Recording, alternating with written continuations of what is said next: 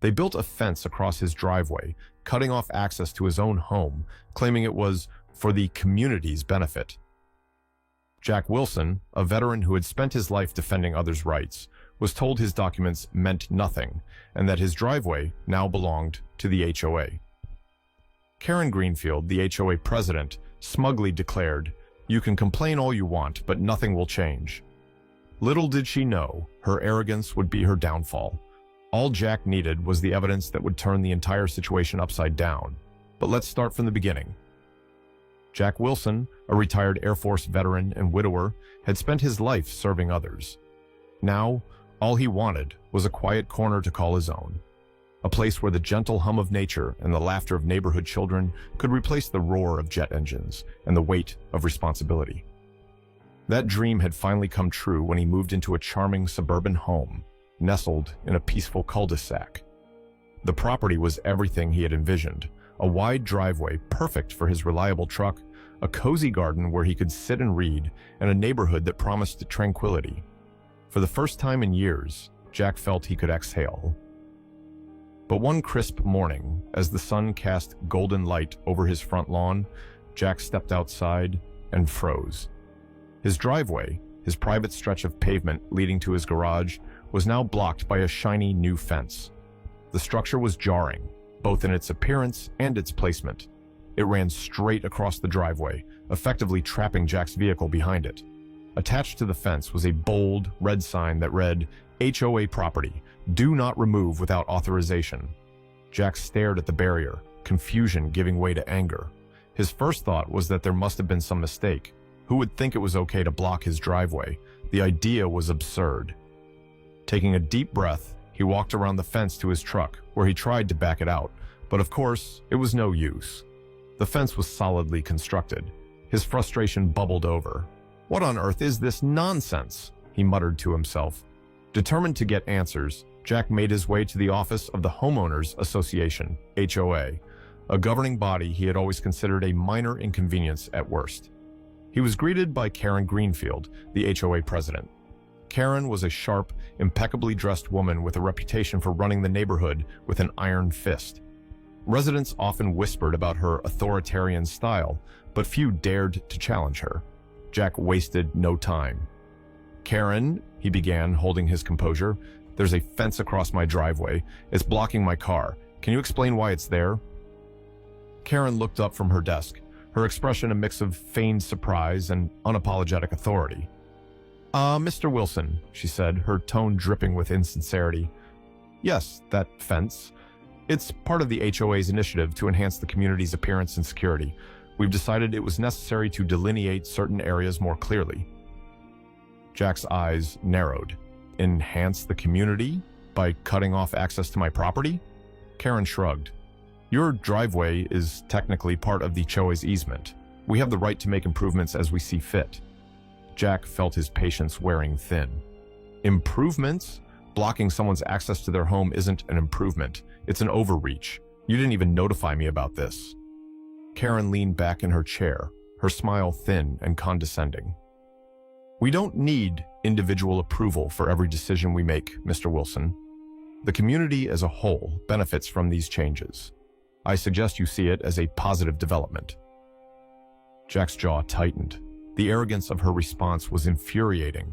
He had spent decades serving his country, fighting for the rights and freedoms of others, and now he was being told he couldn't access his own property because of a decision he had no say in? Standing his ground, Jack replied firmly, "I don't see this as positive. I see it as a violation of my rights as a homeowner.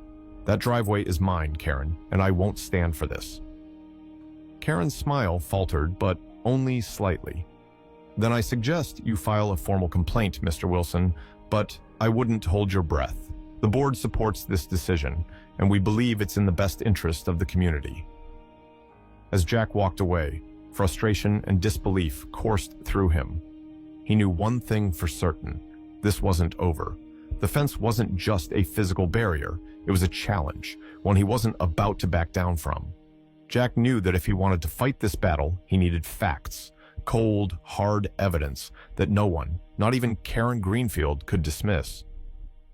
He spent hours sifting through old property documents, blueprints, and legal papers. His desk became a battlefield, piled high with yellowed pages and highlighted notes. There it was in black and white. His driveway, the same one now blocked by the HOA's fence, had never been included in their jurisdiction. Jack's heart lifted slightly. This wasn't just a feeling of injustice. He had proof. With a folder of carefully organized documents tucked under his arm, Jack walked into the HOA meeting, held in a small, overly polished community center. The room was sterile, filled with folding chairs and a faint scent of disinfectant, but it was packed. Jack's neighbors sat in quiet clusters, some nodding politely as he entered, others avoiding eye contact. Karen sat at the front of the room, presiding over the meeting like a self-appointed monarch. Her clipboard and sharp gaze made it clear she was ready for any challenge. Jack didn't wait for an invitation. He stood and addressed the room, his voice steady but laced with frustration. I have here clear evidence that my driveway is private property, not part of the HOA's jurisdiction. This fence is not only unnecessary, but it's also illegal. Karen didn't even glance at the papers Jack held up. Instead, she leaned back in her chair, a small, dismissive smile curling at her lips. Mr. Wilson, she began, her tone as smooth as it was condescending. Your documents are outdated. The HOA recently updated our guidelines to include your driveway as part of a community property. This decision was made in the best interest of the neighborhood. The room buzzed with whispers. Jack felt the heat rise in his chest.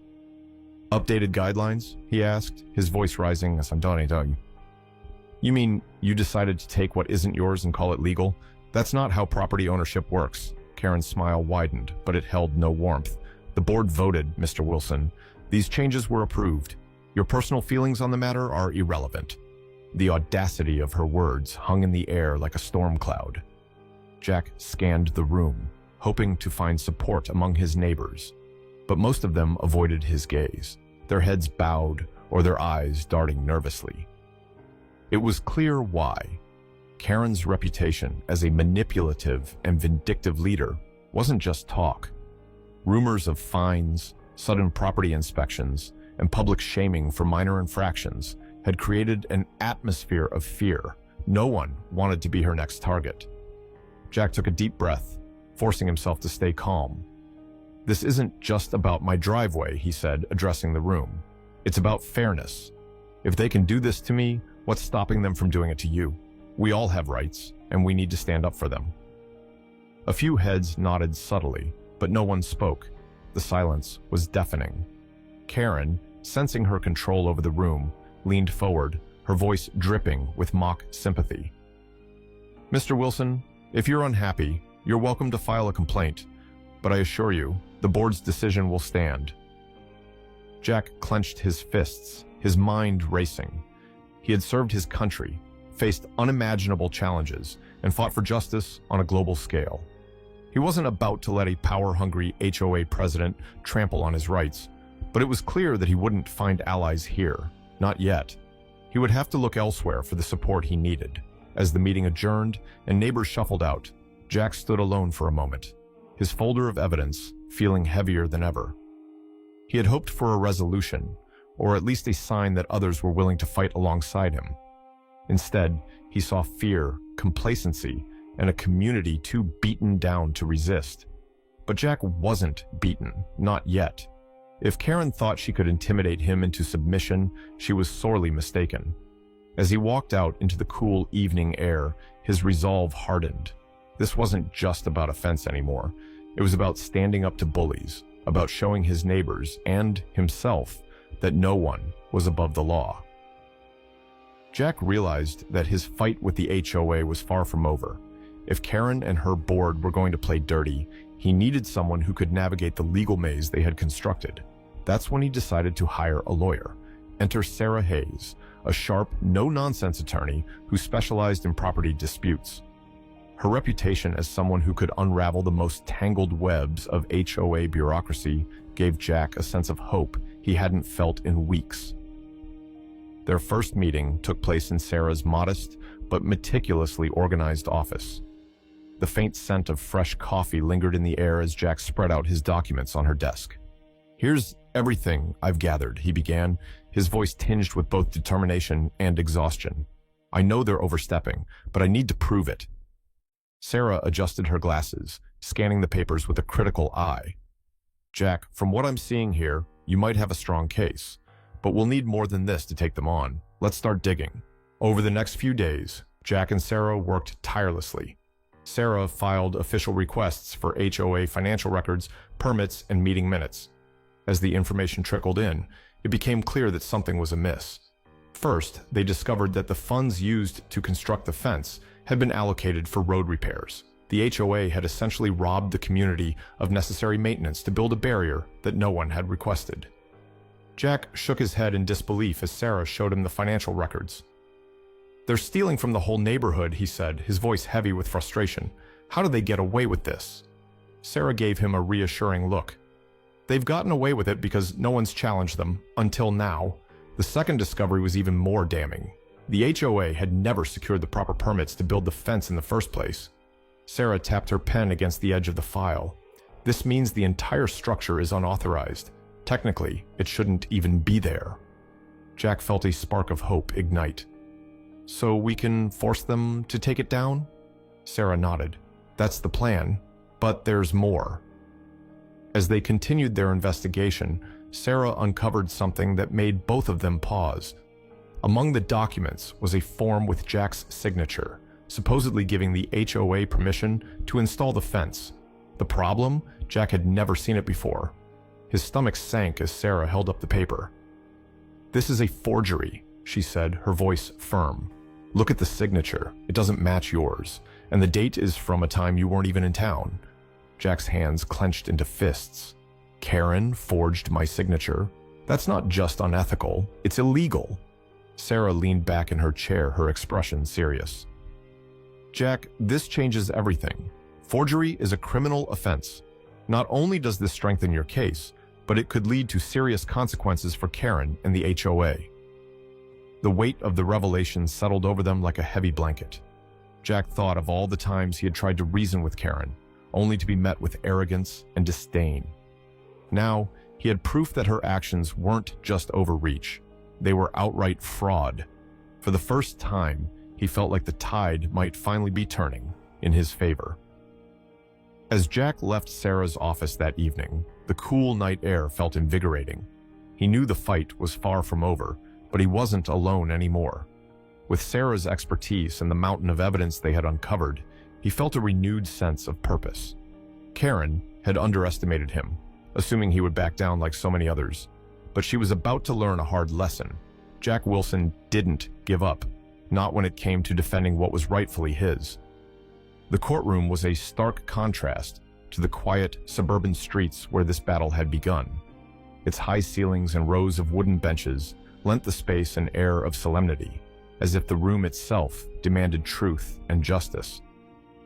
Jack sat at the plaintiff's table, his back straight, his hands clasped together to keep them from trembling. Beside him, Sarah Hayes exuded confidence, her organized notes and calm demeanor a steadying presence. Across the room sat Karen Greenfield, dressed immaculately in a tailored suit flanked by her high-priced attorney. Her posture was that of someone who believed she had already won. The proceedings began with Karen's lawyer painting her as a well-meaning leader, someone who only acted in the best interests of the community. The decisions made by Miss Greenfield and the HOA were necessary to ensure the neighborhood's safety and cohesion, he argued, his voice smooth and practiced. Karen nodded in agreement, her expression one of feigned concern for her neighbors. Jack felt a flash of frustration. How could someone twist the truth so easily? But he reminded himself to trust Sarah and the mountain of evidence they had gathered. When it was their turn, Sarah stood, her voice steady and firm as she began to lay out their case. "Your Honor," she started, "the actions taken by the HOA, and more specifically by Miss Greenfield, were not only overreaching, but also blatantly illegal. My client's driveway was never within the HOA's jurisdiction. Despite this, a fence was constructed without proper permits, using funds earmarked for road repairs, funds that were meant to benefit the entire community. Most egregiously, we have evidence that Miss Greenfield forged my client's signature on a document to justify her actions. The courtroom murmured at the word forged. Jack could feel the tension shift. Karen's attorney quickly objected, but the judge allowed Sarah to proceed. One by one, Sarah presented the evidence: the financial records showing misused funds, the lack of permits for the fence, and finally, the forged document. When the forged signature was projected onto the courtroom screen, juxtaposed with Jack's real signature, the difference was undeniable. Karen's confident facade began to crack. She shifted in her seat, her fingers gripping the edge of the table. Her lawyer tried to downplay the forgery, claiming it was a clerical error, but the judge wasn't buying it. "Miss Greenfield," the judge said, his tone firm, "this court does not take allegations of forgery lightly. The evidence presented here suggests deliberate misconduct, not a simple mistake." Jack watched as Karen's composure faltered. For the first time, she seemed genuinely rattled. He felt a surge of vindication, not just for himself, but for all the neighbors who had been too afraid to stand up to her. After hours of testimony and cross-examinations, the judge delivered his verdict. The fence in question was constructed unlawfully, without proper permits, and using funds allocated for other purposes. Furthermore, the evidence of forgery is both compelling and deeply troubling. I hereby order the immediate removal of the fence. Additionally, Miss Greenfield and the HOA will compensate Mr. Wilson for damages, including emotional distress and legal fees. Lastly, I am recommending a full investigation into the HOA's financial practices. The weight of the judge's words hung in the air, followed by a stunned silence. Jack felt a wave of relief wash over him, a sense that justice had finally been served. He turned to Sarah, who gave him a small, victorious smile. As the courtroom emptied, Karen remained seated, her once confident demeanor replaced with a look of defeat. Jack didn't gloat or revel in her downfall. Instead, he felt a quiet satisfaction. This wasn't about revenge. It was about standing up for what was right. Outside the courthouse, the sun was setting, casting a warm glow over the city. Jack took a deep breath, the tension in his chest finally easing. This fight had tested him in ways he hadn't expected, but it had also reminded him of his own resilience. With the HOA under investigation and Karen facing the consequences of her actions, Jack knew this was a victory, not just for him, but for everyone who believed in fairness and accountability. A few weeks after the court's decision, the fence was finally removed. The loud hum of machinery filled the air as workers dismantled the structure piece by piece, clearing Jack's driveway at last. Standing on his porch, Jack felt a wave of satisfaction wash over him.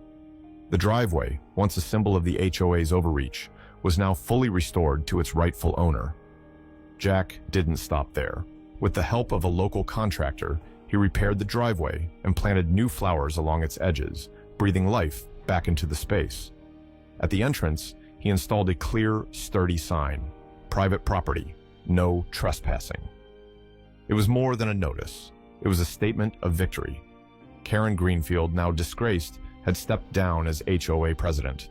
Her resignation came amidst growing backlash from neighbors and ongoing investigations into her actions. Without her domineering presence, the community began to heal.